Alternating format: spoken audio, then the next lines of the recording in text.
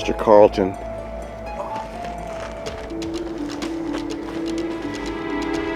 Yeah, I was going to take a picture of that spaceship that you got off the side of the highway. I went to Phoenix 2 weeks ago and I passed by it again. Are you okay, you're recording? Huh? Yeah, I'm recording. Okay. Let's get this. I want to get this down.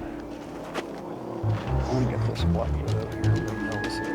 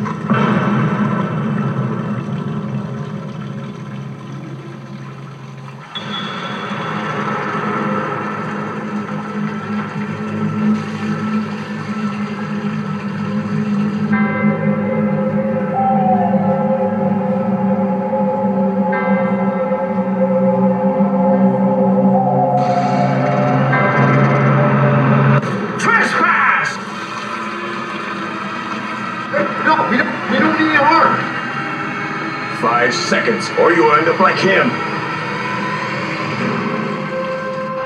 I'm Ryan Fletcher. 3. What happened to 4? 2. My grandfather was George Fletcher. You worked with him on the Philadelphia Project.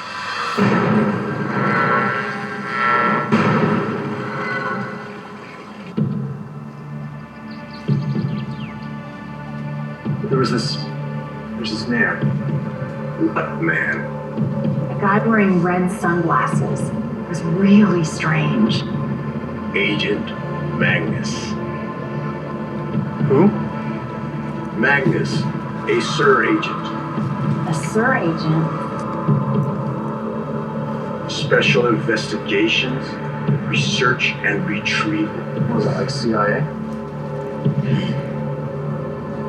He's a machine. Part of a black project, tasked with containment. Do you know what this is? This is unnatural. But what can it do?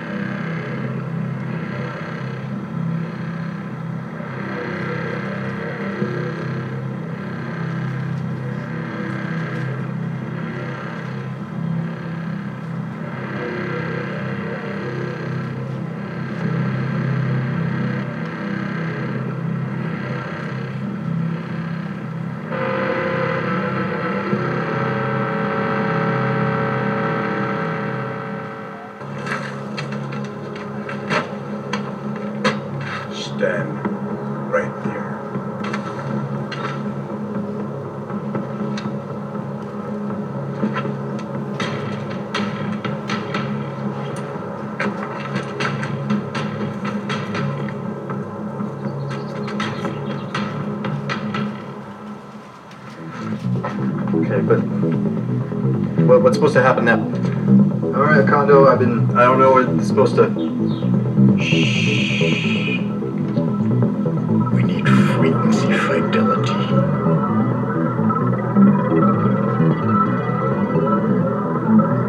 No!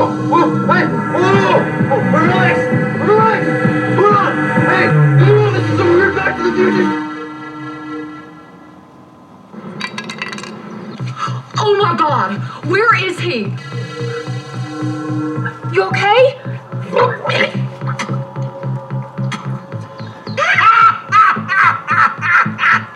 My God, you just teleported! You did it!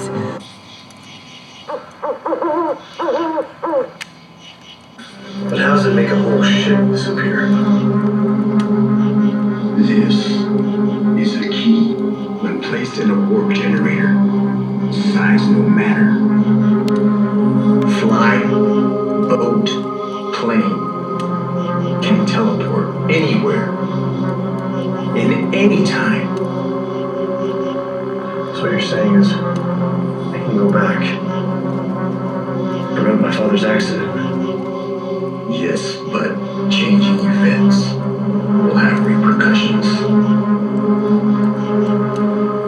Yeah, I'm an archaeologist. I know the significance of history. One minor change can have a ripple effect over time. Yeah, the butterfly effect, I get it, okay? But history's come from both good and bad events. So what do we do with this now? You know what to do.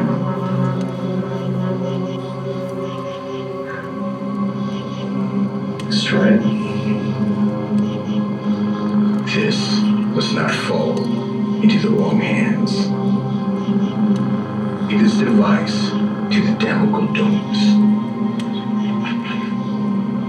You will see a door.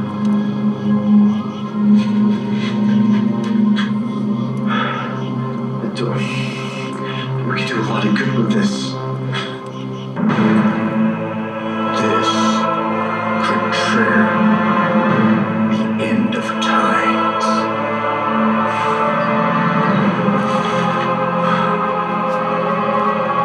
When we get to these domes, what do we do?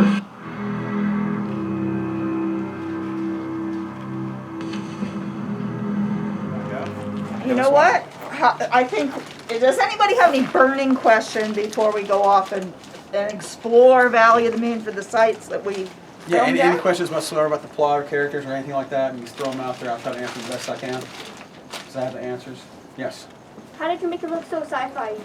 Oh, that's Oh a my good gosh. question. Well, I Big think question. I kind of like grew up on sci-fi. You have a deep appreciation for it, you know, the stories, the characters, how it looks and everything.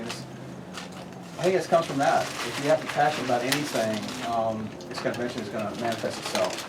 It's kind of like Doctor Who, in a way. Yeah, maybe so. Oh, great. He's going to record. I'm actually camera shy. I like to be behind the camera. I'm camera shy. I'm an actress, so. Does anybody recognize this fellow over here? He played Akando, the Indian. So he actually worked on the Philadelphia Project back in 1943, which is like the real project, but what the story turns into myth is the actual USS Eldridge ship actually disappeared. So I decided to use that as a background story and have the little box be like a Tesla prototype, like the very first one to help someone teleport from, disappear here, reappear somewhere else, and also just, disappear in this timeline, reappear in another timeline. So the protagonist basically has a moral dilemma.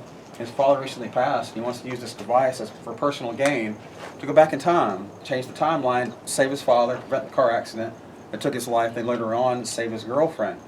But the thing is, if you start tampering with timelines, there's repercussions. One thing can lead to another, a butterfly effect. Some seemingly insignificant thing could cause a ripple effect. If you save this person, what if this person was in a wreck? You save this person, that caused another wreck, prevented the death of this person, prevented the birth of somebody else, which could take away a human accomplishment that would have been fantastic, or prevent the birth or death of somebody. So he's trying to deal with this more dilemma. What should I do? So for the greater good, he has to destroy the box, basically.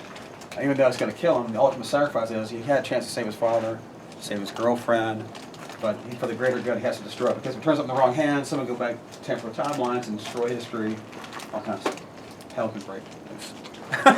Yeah. Yeah, that was a gray at the end of the movie, wasn't it?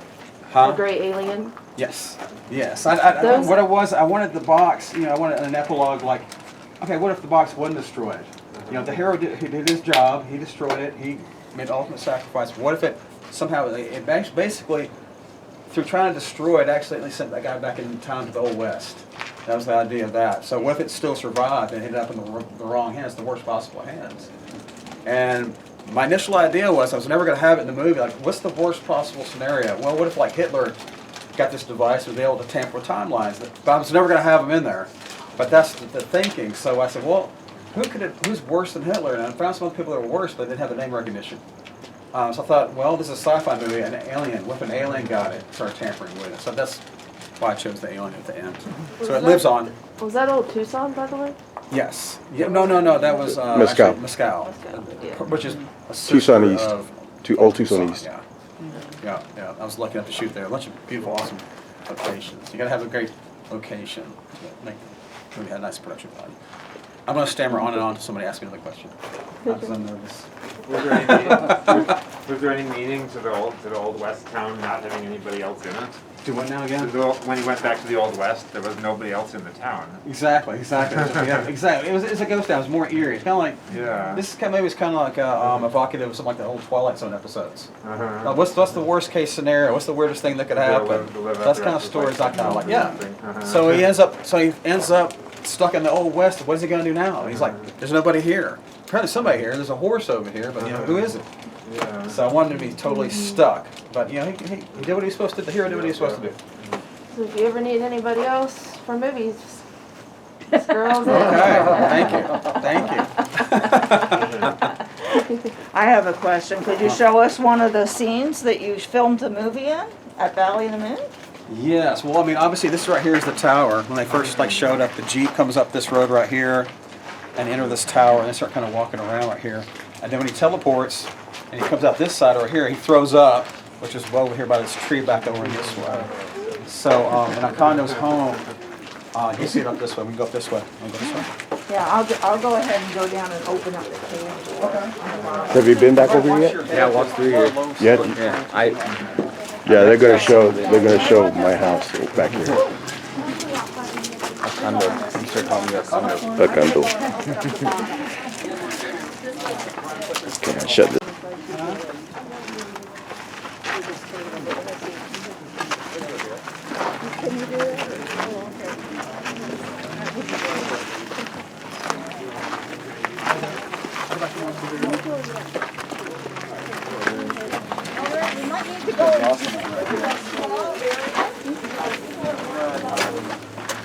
Yeah, I'll let them go in.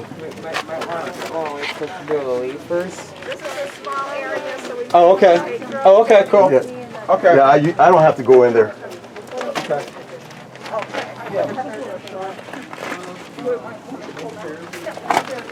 Nathan Miller and Andrea Hickman basically kind of rush down with axe, and we get right here in the cave, but there's all kind of a montage of shots right here. The running fountain and the skull is like right here. But you see the look at this place. It's just very primitive. I was like, you know what? It's like a built-in movie set. You got to take advantage of it. But so eventually, later on, Nathan is Ryan Fletcher. He's actually standing right here and actually teleports from right here and he shoots off over there where the tower is. But Akando actually opens up the box inside this cave, but I think it's going to be too dangerous to kind of get in there. I don't think it's going to be too dark. Yeah, there's a lot of people. I mean, Yeah. I don't mind if people go poke their head in there. We were Yeah. thinking that it might be good to have people go in 2 groups because there was a group that didn't want to be crowded. Okay. So if you don't mind, like having a discussion. Yeah. That was like a discussion with the second group. Yeah, I had actually set on like a little makeshift kind of fire. Actually, the fire was actually digitally added later because it's such a small little chamber. I don't want people to get smoke inhalation and get sick and pass out on me. But it's a cool. Go in there, use your little light of your camera. There's still a blood. Yes.